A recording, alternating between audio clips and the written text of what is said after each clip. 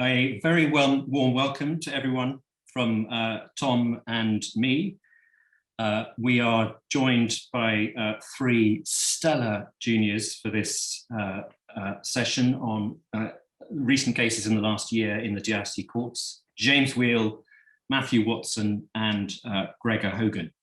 We are here to celebrate the success of the book, of the DIFC courts, and all who sail in them.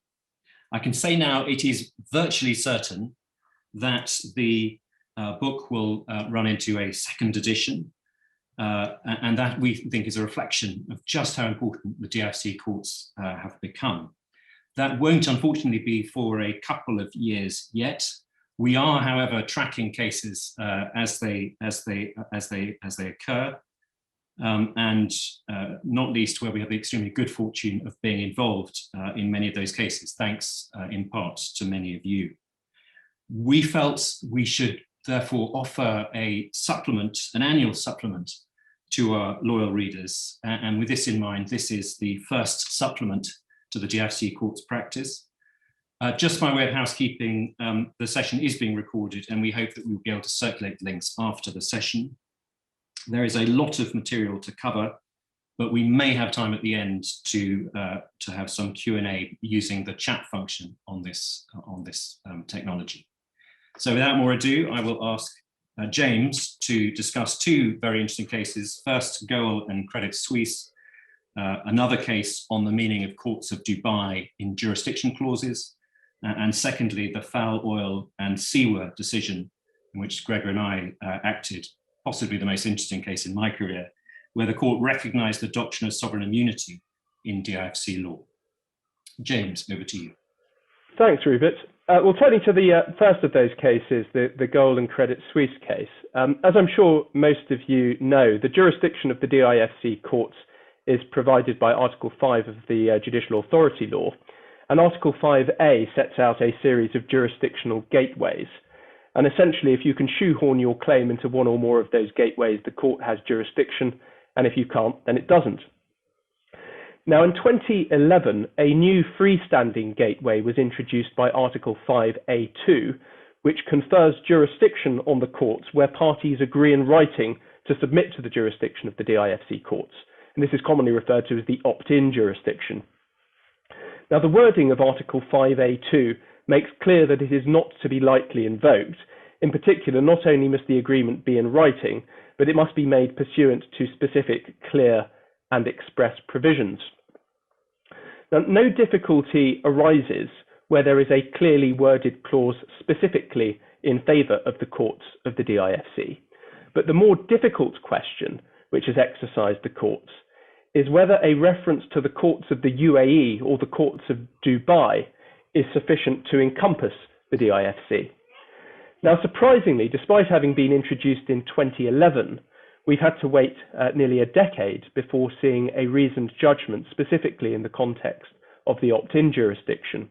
And this issue arose in Weale in the context of a worldwide freezing order that was applied for by Credit Suisse against the defendants who had defaulted under guarantee agreements. Now, it was conceded by the claimant that there was no relevant connection to the DIFC so as to satisfy any of the gateways in Article 5A1. Rather, the claimant relied solely on a provision in the guarantee agreements which conferred jurisdiction on the courts of Dubai, and it was said that this satisfied the opt-in provision.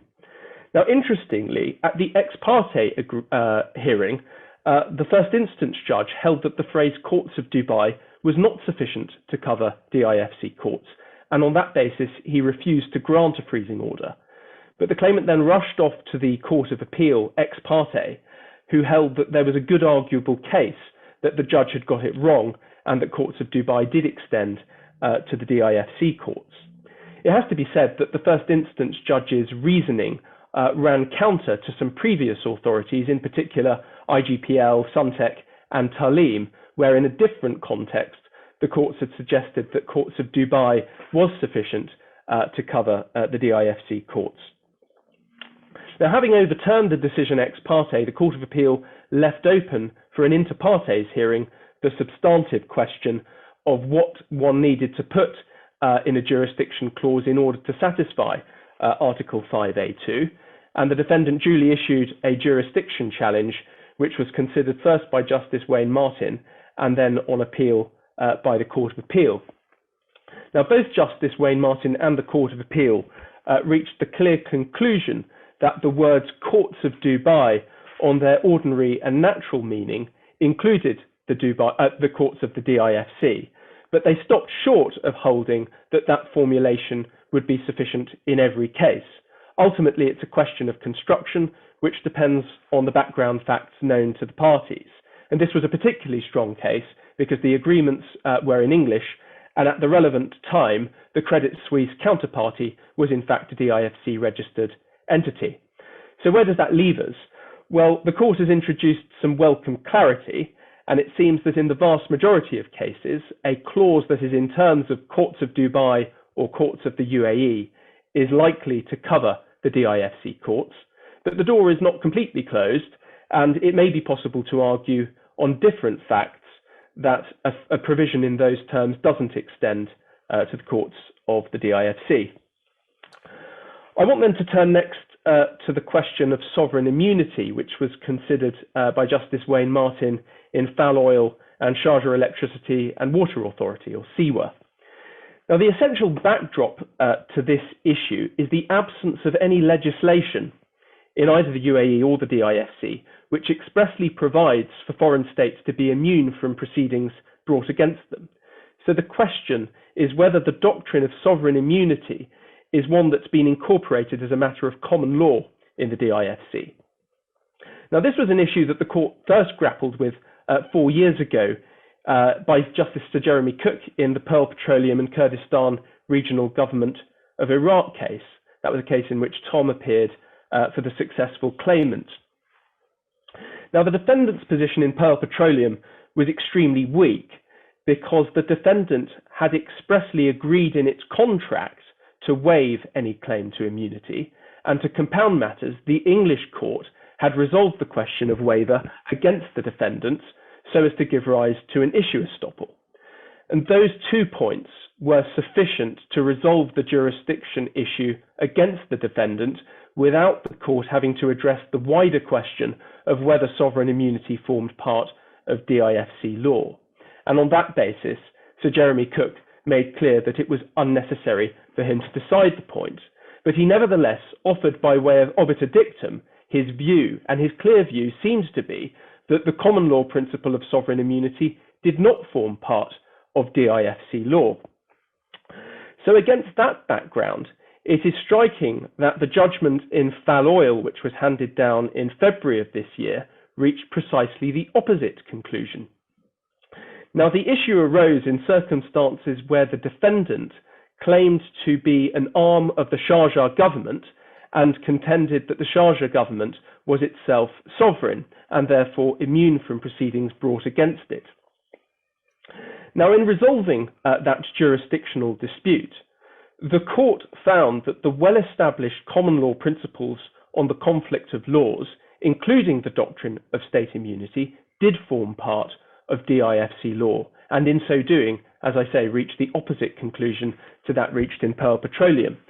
But the wrinkle in the case is that that conclusion wasn't technically determinative, because later on in his judgment, Justice Wayne Martin concluded that sovereign immunity would not have applied in this case in any event for 2 reasons. First of all, it had no application as between different emirates of the UAE, and therefore wouldn't have applied in favour of Sharjah. And second, that the defendant, SEWA, could not be regarded as an organ of the government of Sharjah in any event. So where does that leave us? We've got 2 diametrically opposed first instance decisions. One concludes that sovereign immunity doesn't form part of DIFC law, and the other says it does. For my part, I think that the recent Foul Oil decision is the stronger of the 2 decisions.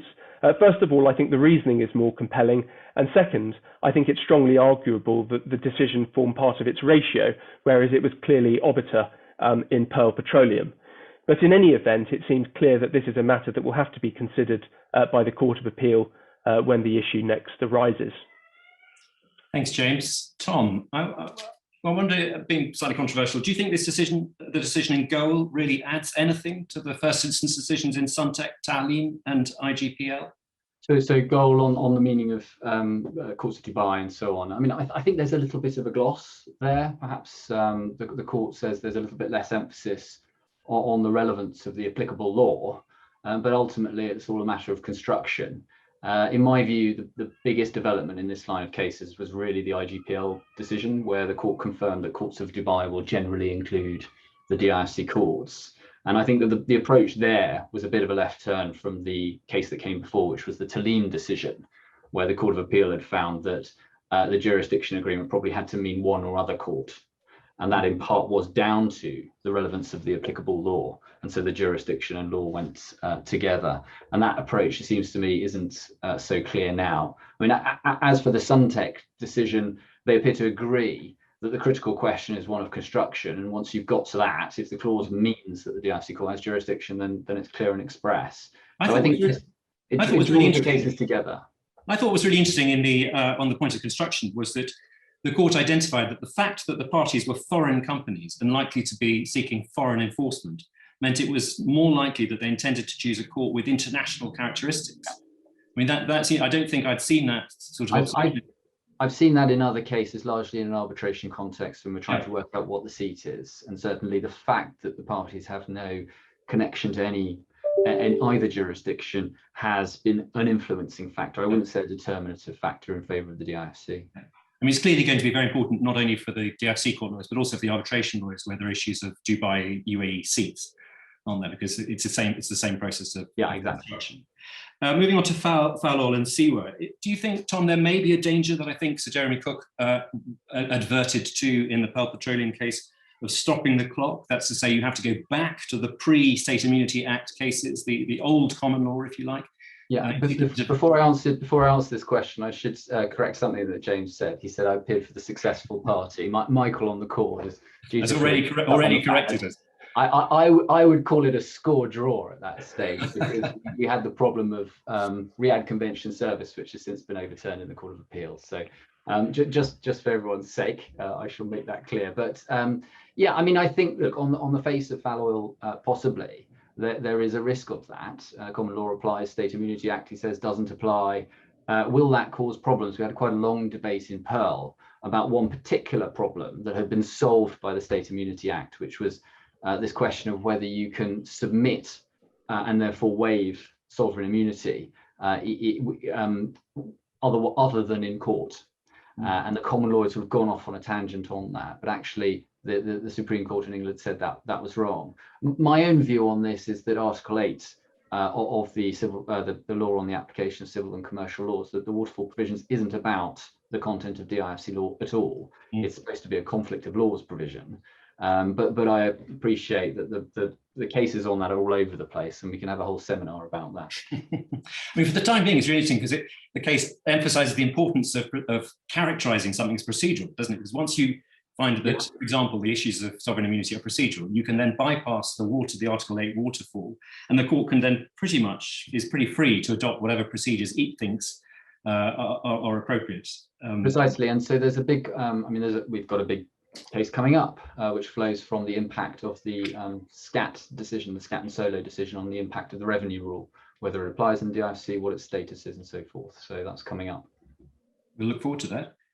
Tom, I think you're going to talk, if we could have slide 2, just giving the name of the case.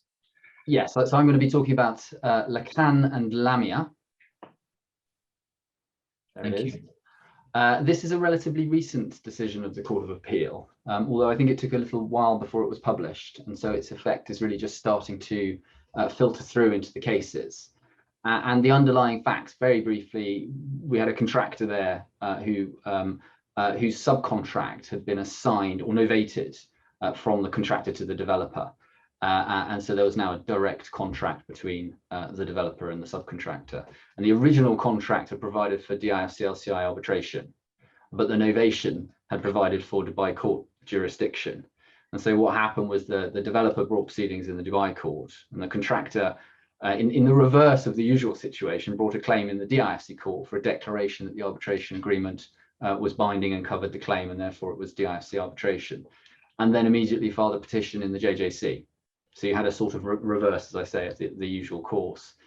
The defendant after that said that they were going to dispute jurisdiction, and then the first instance judge issued a stay of the proceedings because there was the JJC petition.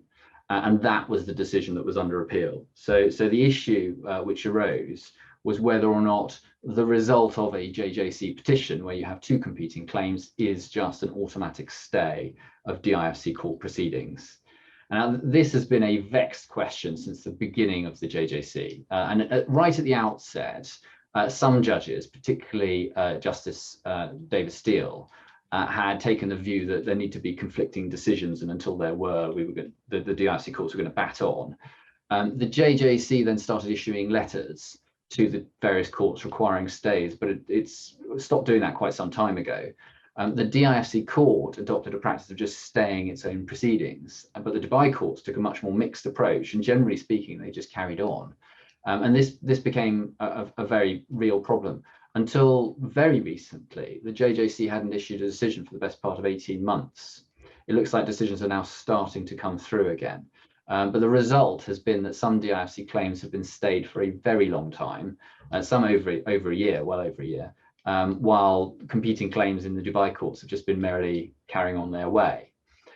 So in this case, the defendant appealed against this automatic stay, and the Court of Appeal decided that and set aside the stay, and they noted that what was required was a conflict of jurisdiction, and so an application to the JJC was necessary but not sufficient, and so the fact, they said, that there was merely an existence of two competing claims wasn't sufficient to establish a conflict, and what you needed was a positive act amounting to the exercise of jurisdiction, or a negative act disclaiming jurisdiction from both. And so the DIFC Courts Practice of issuing stays automatically when a JJC petition has been filed appears now to have come to an end. And there was a recent attempt to try to have another go at that in the Abraj case, where the suggestion was that the translations which had been used in the Court of Appeal were defective.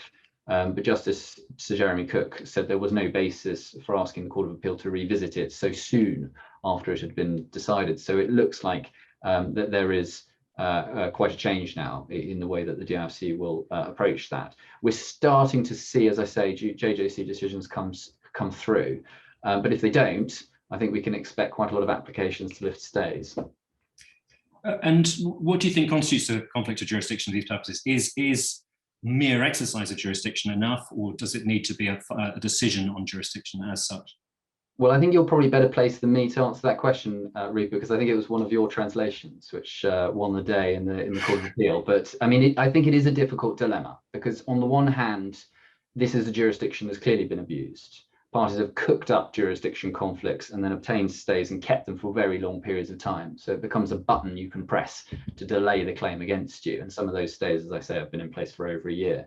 But on the other hand, if ultimately these questions are going to be decided by the JJC, then no matter how long it takes, why waste the time and money of having two cases run in two courts in the meantime? So why have those two jurisdiction disputes, particularly where in Dubai you often don't get the answer to the jurisdiction question until the end of the case, and it puts people in a difficult position of whether to engage with the merits, for example, in those situations. I think whatever the rule is, it needs to be consistent, because it's not being applied consistently by the two sets of courts. But ultimately, my own view is that this reiterates really the problems that are being caused by the JJC. I heard some suggestion that actually the new approach tracks the approach under UAE law, where you're looking at Article 60 of the Supreme Court law, and you need both courts either to assert or to exercise jurisdiction before you have that ability to go to the Supreme Court to decide which of the relevant UAE courts has jurisdiction. So one could presumably assume that the DIFC courts and the onshore Dubai courts will now be taking a similar approach. Is that?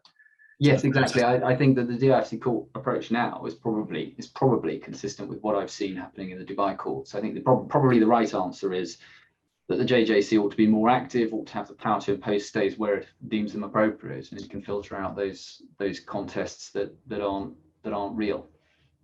Great. Well, thanks, Tom. That brings me to our next speaker, Gregor Hogan, who's going to start off by talking about Laurel and Listran, which is the first, as I understand it, Court of Appeal decision on Article 5A4, which is essentially the statutory provision providing res judicata. But it's also more generally another case of the DIFC developing its conflicts of law principles. So extremely interesting on a number of levels. Gregor. Thanks, Rupert. As James said, and to adopt his wording, if you can shoehorn your claim into either Article 5A1 or 5A2 of the JAL, the DIFC Court has a prima facie jurisdiction. However, as Rupert has just said, this was a case in the Court of Appeal concerning the proper interpretation of Article 5A4 of the JAL, which reads that the Court of First Instance may not hear or adjudicate any civil, commercial, or labour claims, or action in respect of which a final judgment was rendered by another court. In this case, Laurel maintained that its contract with Listran contained an exclusive jurisdiction clause in favour of the DIFC courts. And Listran had not disputed that at first instance. I should say by way of a side note that last-minute application by Listran to amend its grounds of appeal to argue to the contrary was rejected by the court on the basis that they'd run their whole case on the accepting that there was an exclusive jurisdiction clause between the parties. Laurel said that in breach of that exclusive jurisdiction clause, Luran had pursued proceedings in Abu Dhabi, and judgments had been given at first instance and on appeal in Abu Dhabi. The question therefore arose as to whether or not the judgments in Abu Dhabi gave rise to res judicata or an issue estoppel, or should otherwise be recognised in the DIFC.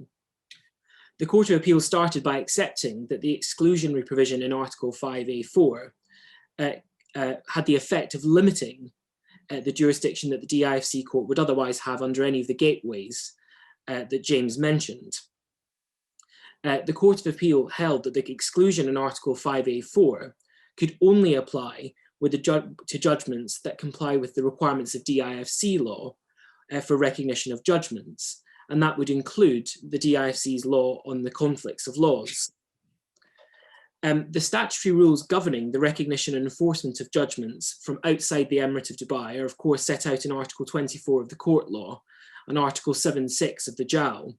That latter provision provides that judgments, decisions, orders and ratified arbitral awards rendered outside the DIFC by any court other than the Dubai courts shall be executed within DIFC in accordance with the procedure prescribed in the rules of the court. Applying Article 24 of the Court Law, the Court of Appeal held that the judgments from other emirates of the UAE were to be treated as if they were foreign judgments for the purposes of recognition and enforcement in the absence of any specific statutory provisions providing for their recognition and enforcement. The Court of Appeal then considered what were the relevant principles for the recognition and enforcement of judgments in the DIFC. There being no statutory guidance on those applicable principles for the recognition of judgments, the Court of Appeal then turned to the waterfall provisions in Article 8.2e of the Law of Number 3 of 2004 to find that the court should apply English conflicts of laws principles.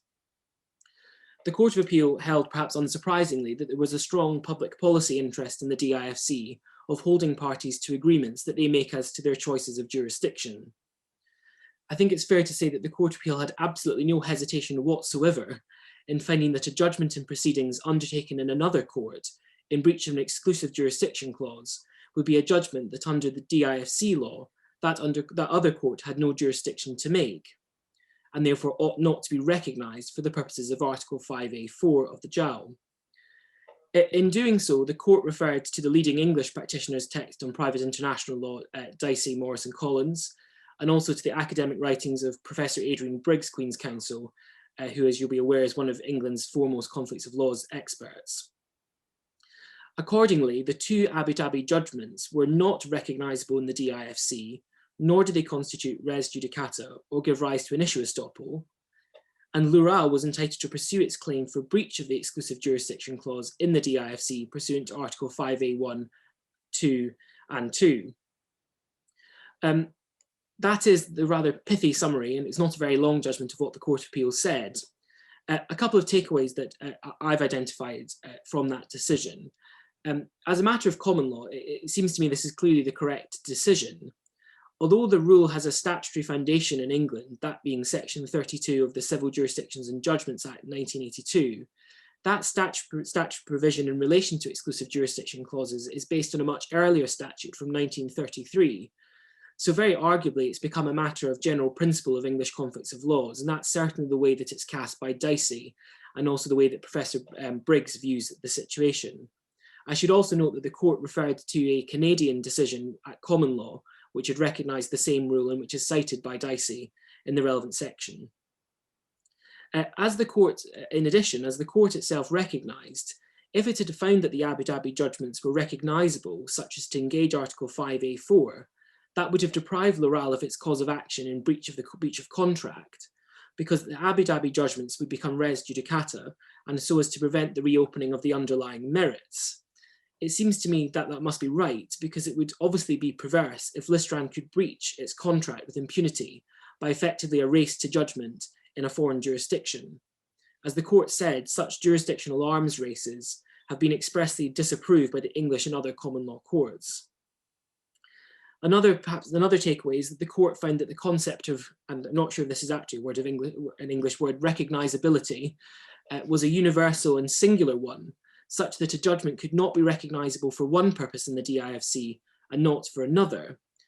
Thus, I think the judgment is another confirmation by the Court of Appeal that a judgment in breach of a jurisdiction clause by pursuing proceedings in a foreign court will not be enforceable in the DIFC under Article 7.6 of the JAL.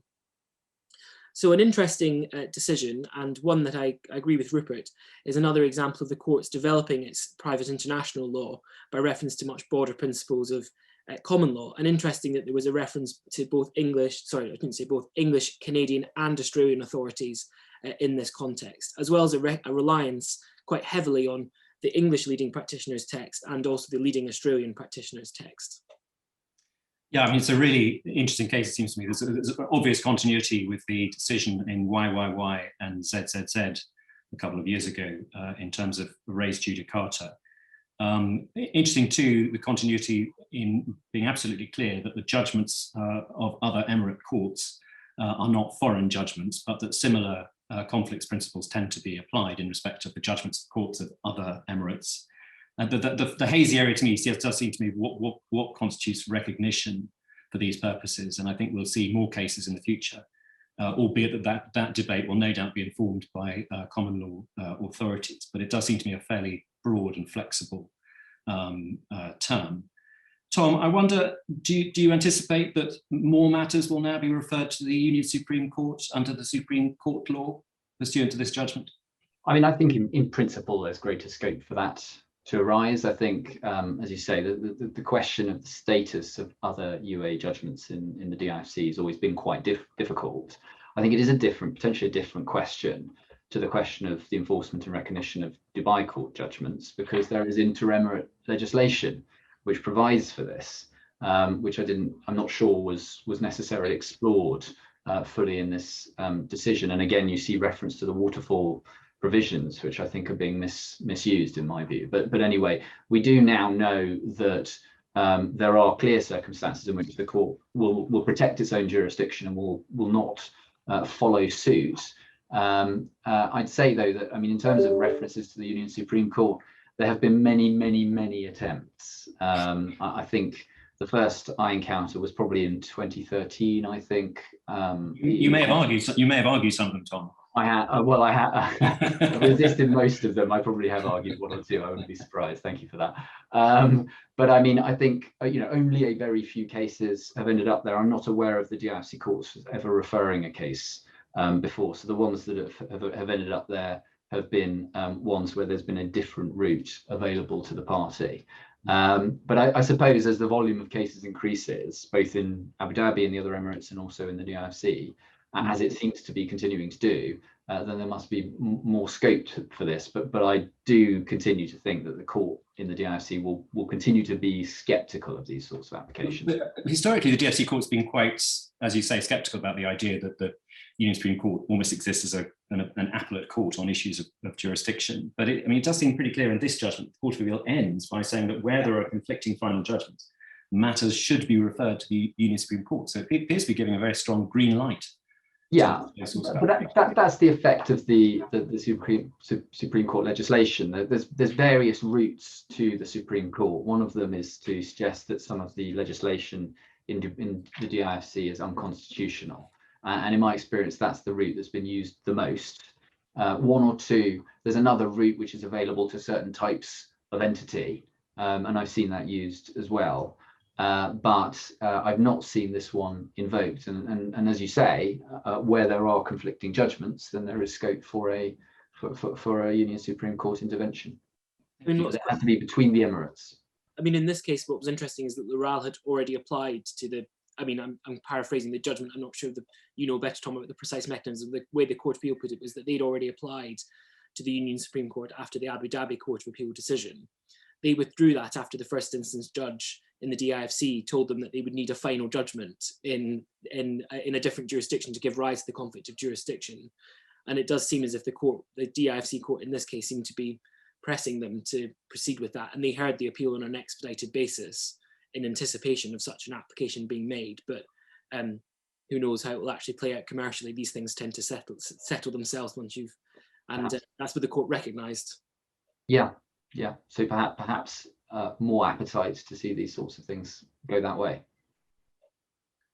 Great. And now, if I could ask Matthew to discuss the Weale and Lami's decision, I think possibly the most important decision so far of 2021, dispensing, if you like, with service under the Riyadh Convention, and a really fascinating case for the interplay of DIFC law, federal law, and UAE treaty obligations. So that will be the first case. Matthew will also talk briefly about IDBI and Amira, a case which deals with reputational damages and explores the distinction between special and general damages through the prism of Article 11 of the DIFC law of damages. Thank you. Thank you, Rupert. I agree with you. I think this is Weale and Lami's is one of the most important practical decisions for practitioners in the DIFC courts.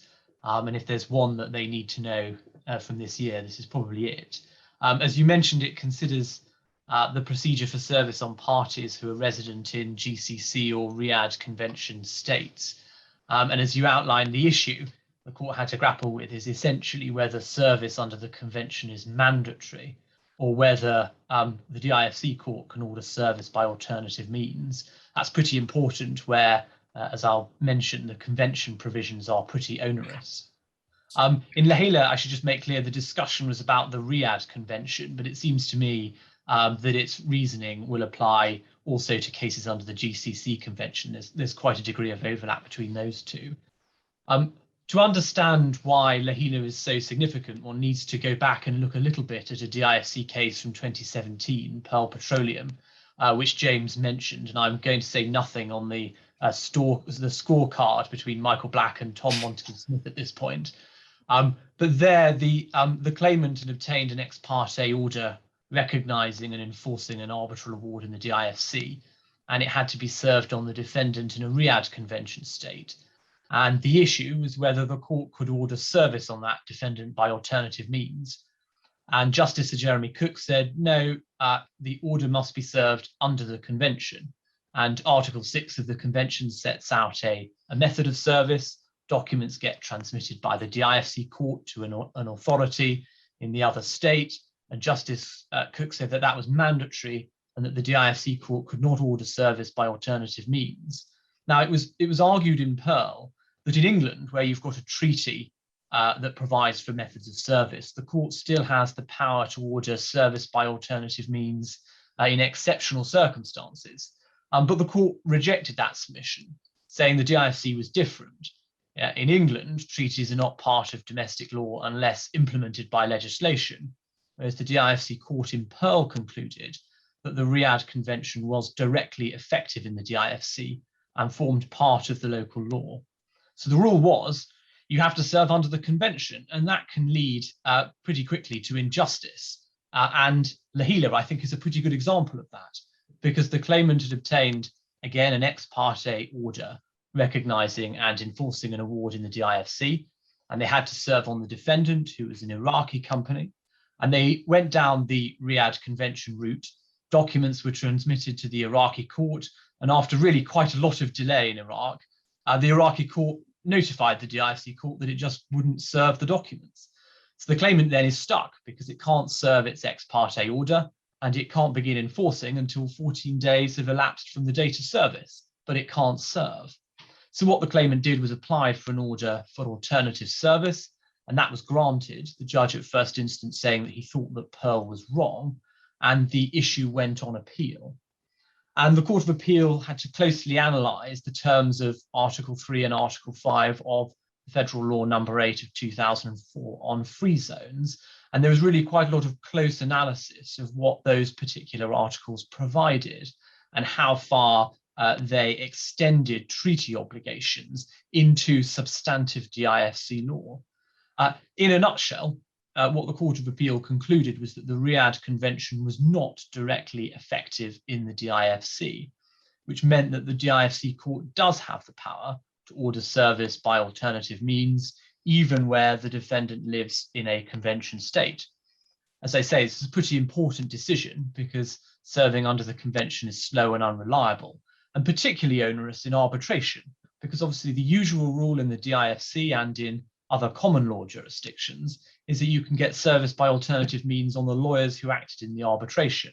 And that rule wasn't possible before, where you had a defendant in a convention state, but Weale and Lemise has freed the DIFC court from the shackles of service under the convention. The unanswered question, it seems to me, in Weale is, where does the Court of Appeal's analysis leave the enforcement of judgments under the conventions? Because the Court of Appeal has held that the conventions are not directly effective, so presumably the DIFC court is not required to enforce a judgment under the conventions, even where the convention might mandate enforcement. And there's a question which arises now, is that how does the test for enforcement under the conventions sit with the common law test? Now, Tom will recall that he appeared in an appeal in a case in which Michael Black and I appeared on the other side, which I think was the first Court of Appeal decision on the enforcement of judgments under the conventions. And most of that appeal proceeded at least on the footing that the conventions were binding or ought to be applied in the court. But that seems to me to be a little bit thrown into doubt by the analysis in Weale. It also got me wondering whether we might start to see what I might like to coin reverse conduiting, because if the conventions are directly effective in the onshore courts, one could get an order enforcing a convention judgment there and then seek to conduit it the other way into the DIFC, but I'll leave that for others to think about. I'll mention briefly IDBI Bank and Amira, which is a Court of Appeal decision that Tom and I were involved in last year. The first instance decision is covered in DIFC Courts Practice. This is a good opportunity to update you. It's quite a nice little example of what is, as it were, hard substantive DIFC law, because quite a lot of the cases that we cover are all about procedural or jurisdictional issues. But this, the issues in this appeal involve the measure of damages for breach of contract. It's pretty technical, and I'm conscious of the time, and so I'll just cover it very briefly. There were effectively two interesting issues. The first is when gains are taken into account that might have been obtained by an innocent party. And what the Court of Appeal clarified is that Article 9 of the Law of Damages and Remedies effectively produces the same position under English law, which is that it's necessary to show that a gain was obtained, the gain would not have been obtained but for the breach. The second issue, which is quite important for those people who are engaged in financial services or banking practices, is about the approach to general damages when a bank fails to honour a cheque or a documentary credit or something like that. The court entered into quite an interesting discussion about the sort of evidence that would be required to establish a general damages claim, although noted, one I think probably for another Court of Appeal decision, the tension in Article 10.1 and Article 10.3 of the law of damages and remedies between the need to show reasonable certainty to get your damages, but then the discretion that arises if there's sufficient certainty as to loss. It's a very interesting case for those of you who are dealing with these hard technical questions of law. Thank you, Matthew. That's very interesting. I've always found Article 11 particularly hard to deal with, and I've always analysed it in terms of special damages, where you've got to show reasonable certainty, which essentially resonates with the more UAE approach. But then there's Article 11C, which confers that judicial discretion with relation to what I would call general damages in old common law terms. Do you think that's a fair analysis? I think that is. I think they were squeezed. I think what the Court of Appeal did is squeeze into the third limb, the discretion, effectively what common lawyers would call general damages, and provided that the court can be sufficiently satisfied that there is some loss, it's got a discretion to quantify it how it likes. Of course, it doesn't quite fit, because the whole purpose of general damages is that loss is, as it were, presumed. Because by the nature of the breach, and so there isn't even a need to prove any loss. But it'll be an interesting one to see how it develops. There was quite a lot in the judgment, I found, about a rather conservative approach to lawyering, in the sense of the need to plead points you take on appeal, the need to lead evidence on reduced revenue, on a damages claim, on a loss of profits claim, the need to put your case in cross-examination. Tom, do you think the rule in Brown and Dunn, which requires the case to be put in cross-examination, ought to be applied in the DIFC court?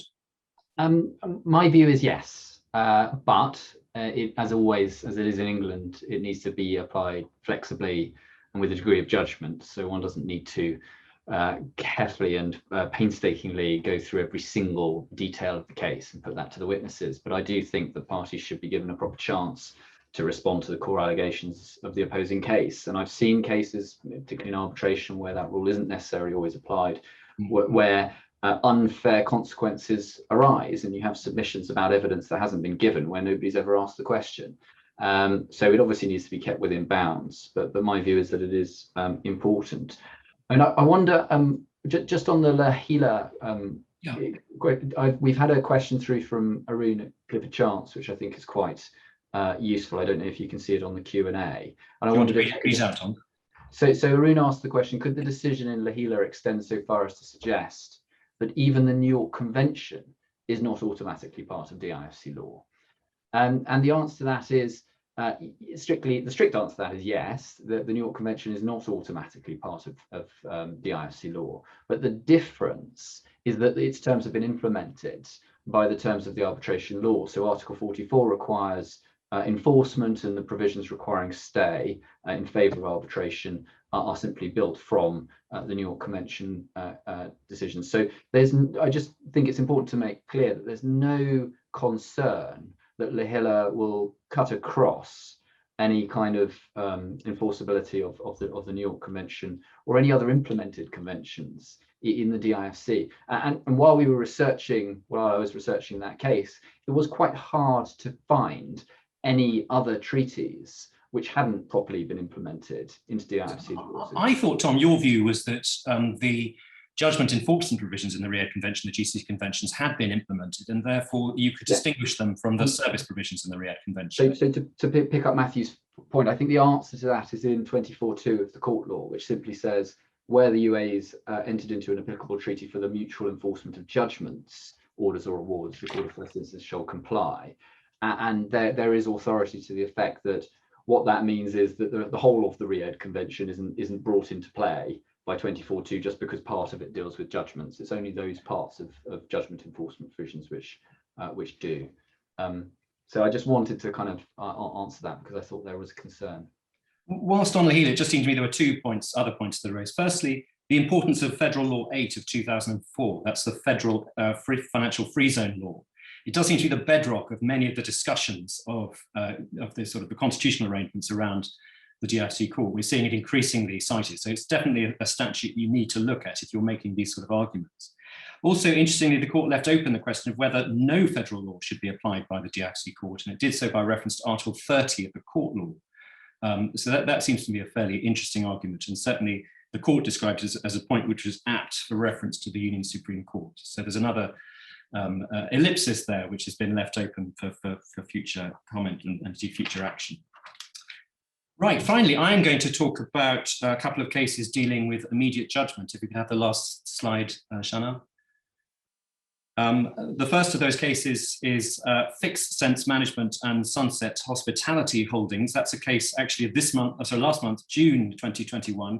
It was a decision of the Chief Justice refusing permission to appeal against a refusal of immediate judgment.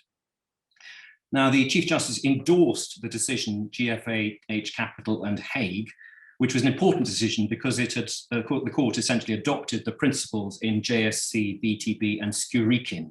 So there are principles that apply when the court is considering an application for immediate judgment.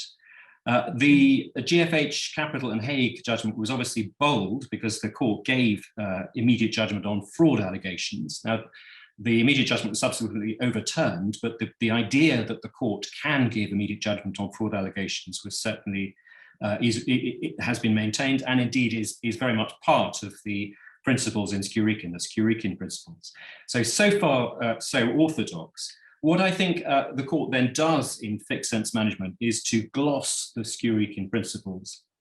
So it was found that an allegation of fraud is something that can only be proven at trial. And it was further found that where there are disputes of fact, a case must go to trial. Now, that seems to me inconsistent with what is said in the Skurikin principles, inconsistent with GFH Capital and Hague as approved by the Court of Appeal in IGPL. Essentially, fraud allegations do raise problems for immediate judgment on summary disposal, but it can certainly happen. There are a number of common law decisions where immediate judgment has been given on fraud allegations. And it's certainly not the case, clearly there should be an avoidance of a mini trial, but there are cases where the court on an application for immediate judgment can go behind witness statements. So I think given that we're in a place where the legal zeitgeist is against or is moving towards the importance of documents and the lesser importance perhaps of witness testimony, it does seem to me to be wrong for the DIFC court to be stepping back into the more sort of traditional position that issues of fact aren't susceptible to determination by summary determination, and indeed that issues of fraud should not be decided by way of summary disposal. There's a very interesting postscript to the judgment which I'd recommend to you, where the Chief Justice considered that on applications for permission to appeal on immediate judgment decisions, the court should be more willing to allow appeals against a grant of immediate judgment, which essentially secures finality, because the respondent will no longer have the option of running that issue at trial. So where the immediate judgment essentially finally disposes of an issue, it should be more susceptible to appeal than a decision against declining immediate judgment. And finally, there's a slightly stray sentence towards the end of the judgment, which suggests that sometimes cases will proceed to finality faster if an application for immediate judgment is refused. And that there is this judicial view that because immediate judgments may be susceptible to appeal, it may be better simply to decline immediate judgment on the basis that the case can then move swiftly to trial. Well, again, in my submission, in my opinion, that is not a helpful observation. And I think immediate judgment does have a very real and important role in commercial and civil justice. That case was preceded by another decision, also on immediate judgment, decision in SBM Bank Mauritius and Rhenish Petrochem, a decision in May of this year. And the judge, Justice Lord Glennie, gave a nod, if you like, to the new view in saying that it was now well established that the court can give immediate judgment on a fraud case. But he then went on to say, but the court may proceed to permit a case to go to trial to allow a defendant to clear their name, regardless of the strength of the claim. So the idea is that no matter how strong the case against an alleged fraudster may be, it may be that he should have a right to go to trial in order to allow him or her or them to clear their name. Well, that seems to me to represent a crack, if you like, in the bolder English approach that we've seen in the Zumax line of cases, where it's recognized that immediate judgment and strikeout can save significant time, even if you have a 2 or 3 day hearing of a summary judgment application, that can itself save months and months of trial time. And as I say, that English approach seems to me consistent with the legal zeitgeist of stressing the importance of documents over witness testimony. You look at the documents, you assess the plausibility of the case by reference to documents and likely motivations. The SBM case is also interesting because it seems to take a rather formal approach to fraud. So the question, as isolated by the judge, was whether the bank had been induced to advance monies for fraud by fraudulent misrepresentation. So a rather classic identification of the issue. And what he therefore decided he could essentially ignore was the later dishonesty or evidence of dishonesty. For example, issues as to whether the defendant had absconded to India, whether they'd abandoned their offices, whether they'd ceased communicating with the bank as their creditor, whether they were ignoring DIFC court orders. That, said the judge, was simply damning of the defendant's integrity, but was not probative of anything more than that. That, to my mind, seems a rather narrow approach in considering whether the defendant's conduct in the round gives rise to an inference of fraud.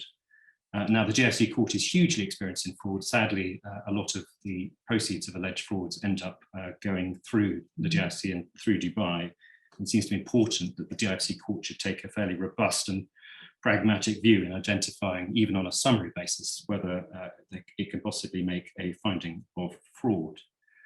Tom, I don't know if you've been following these cases, but do you think DIFC lawyers should be more cautious now in advising applications for summary relief? I mean, I think it's a difficult one, isn't it? I think that lawyers need to be aware of the history and the recent cases in this, particularly where there's a claim for fraud. Inevitably, you're going to need to explain that to your clients. I'd also, in addition to the cases, Rupert, that you mentioned, draw everyone's attention to the case of Hexagon, which was a decision in the Court of Appeal. I won't say anything more about it because I'm now subsequently become involved in that one. But what I do say is I think it would be a great shame if the DIFC court stopped giving robust effect to the rules about immediate judgment. They're there for a reason. It's one of the great tools of courts, and I know they are being introduced into arbitration systems, but it's one way in which courts can distinguish themselves. And it's quite often the case that a relatively complex case can be shortened considerably if there's just one or two issues which can be decided. And I would also say the trend is not all one way. And so in the other direction, it is the veggie bar case, which is an example of quite a messy, complicated case being dealt with summarily. And in part, that did involve an investigation of the evidence, what evidence there was to support a particular allegation of an ovation. And the Court of Appeal felt able to say that the judge had got it right and dismissed that part of the case, even though there was a factual issue there. So should we be more cautious? Perhaps. But my view is we still need to be making the brave calls on those ones. I'm glad to see we're on the same page on that. Well, thanks to all the speakers. We've got 5 minutes, so we can actually do some Q&A. I'm just looking at the first, which is a question from Haya Bawab. And she asks, am I correct? She's talking of the CIArb case, the foul oil and CIArb. Am I correct to understand the DIFC court ruled against applying sovereign immunity, not because it doesn't exist under the local law of the country, being the UAE law, but because CIArb wasn't a public organ? My recollection is that the issue of whether the relevant activity was commercial was largely secondary. And actually what the judge did was decided that looking at the arrangements at the time of federation, there had been no attempt to legislate for any doctrine of sovereign immunity. And indeed, the court declined to look at the examples of various common law federal jurisdictions on the basis that none of the emirates had been common law jurisdictions. I'm not sure whether that's strictly right. I defer to Tim Taylor, who seems to be the master of UAE legal history. But in any event, what the judge found was that because Article 99 of the UAE Constitution provides a mechanism for resolving jurisdiction disputes between the Emirates, i.e. an application to the Union Supreme Court, there was no principle of inter-Emirati immunity under the UAE Constitution. So it exists, sovereign immunity exists as a concept as part of the conflicts of law provisions of the DIFC with regard to foreign jurisdictions, but not other Emirates, because there's no provision under the Constitution, and indeed the suggestion is that Article 99 is a contrary provision. So to that extent, that is why that's the first reason, that's the main reason why the court didn't find any principle or extract any principle of intra-emirate or inter-emirate sovereign immunity. Next question, Sri Kumar. It's felt that the awarding of costs in proceedings before DIFC courts needs a relook. Tom, do you have a view on that? Not really, no. I mean, I think some of these are touching on issues that we haven't really, that we're not sort of intending this seminar to be about. So, I mean, by all means, have a look. But if there are any other questions on the topics that we've been discussing, though, do fire them away. I think we've got a couple more minutes. Okay. I just spotted one on goal, a distinction between the courts of Dubai and the Dubai courts. I don't think there is a distinction between those two formulations. The only thing I'd say on that is obviously because the courts of Dubai have historically been the Mahak in Dubai, because prior to the setting up of the DIFC in 2004, they were the courts of Dubai. It's possibly more likely that the expression courts of Dubai picks up the onshore Dubai courts, but it seems to be pretty marginal. I think in IGPL, they looked at lots of different formulations, the courts of the Emirate of Dubai and so on and so forth. And they said, actually, the language of that sort probably isn't going to make a difference. Obviously, it will depend on construction, and one can't rule out that there will be a particular contract in which the words Dubai courts are clearly intended to refer to the courts in the creek. But, you know, as a general proposition, as you say, I don't think the court's going to give much regard to that. And in this context, it's worth pointing out that there is a practice direction number 1 of 2015, which provides a model jurisdiction clause. So for those interested in drafting documents, that's where to look. The interesting question, thanks, James. The interesting question that seems to arise on these jurisdiction provisions is whether they're exclusive or non-exclusive. And the courts always seem to be very interested in that. And certainly the assumption seems to be that they're non-exclusive, because that in a way makes it easier for the court to find that it has jurisdiction on the basis that courts of Dubai could mean either the onshore courts or the DIFC courts. Tom, I don't know if you have any, and clearly the problem exists with arbitration. You can't have the seat if it's said to be Dubai, UAE, can't be both onshore Dubai and the DIFC, and the issue then arguably becomes much harder. Yeah, so the arbitration position appears to be relatively straightforward. I'm not sure. I mean, I think that the court decisions have largely proceeded on the footing that there's no conceptual problem with having an exclusive jurisdiction agreement in favour of two different courts, and I suppose that must be right. But I haven't necessarily thought that through. Well, we've run out of time. I hope everyone has found this helpful and interesting. We've certainly hugely enjoyed working on the book. It's a fantastic team, and I've very much enjoyed working with all of them. We will keep up our hard work. If there are cases that you think are important, please share them with us. And it remains only to thank Tom and all the contributors, and indeed Shana Garioch and Andrew Grosvenor for their support in putting on this webinar. We very much hope that we will see you all in person very soon. Thank you all very much for attending. Yes, thanks everyone.